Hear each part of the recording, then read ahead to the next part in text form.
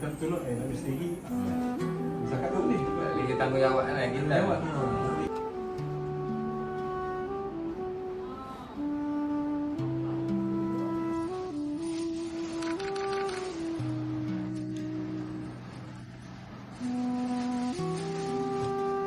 أعوذ بالله من الشيطان الرجيم بسم الله الرحمن الرحيم الحمد لله رب العالمين والصلاة والسلام على أشرف الأنبياء والمرسلين وعلى آله وصحبه أجمعين.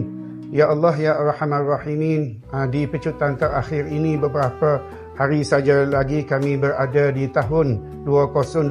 Ya Allah, kami sekalian menadah tangan mendoakan buat para pembayar zakat di Majlis Agama Islam dan adat istiadat Melayu Kelantan. Ya Allah, agar mereka yang mendengar doa kami pada hari ini tergerak hati mereka untuk bayar zakat. Follower-follower kami, viewer-viewer kami, Ya Allah, agar mereka mendoakan semua pembayar zakat di Majlis Agama Islam dan adat istiadat Melayu Kelantan. Ajarakumullahu fima a'taitum wa barakalakum fima abqaitum wa ja'alahu lakum tahura.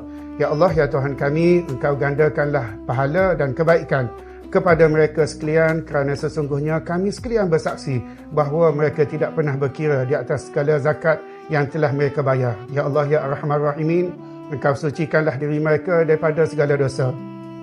Engkau jauhkanlah diri mereka daripada kemiskinan dan kepapaan. Engkau lapangkanlah rezeki dan harta mereka.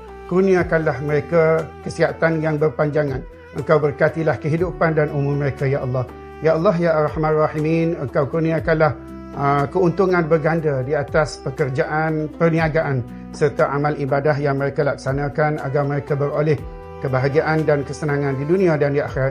Rabbana taqabbal minna innaka antas samiul alim wa tub alaina innaka antat tawwabur rahim. Rabbana atina fid dunya hasanah wa fil akhirati hasanah wa qina azaban nar. Wa sallallahu ala sayyidina Muhammad wa ala alihi wa sahbihi wa baraka wa sallam. Subhana rabbika rabbil izzati amma yasifun wa salamun alal mursalin walhamdulillahi rabbil alamin.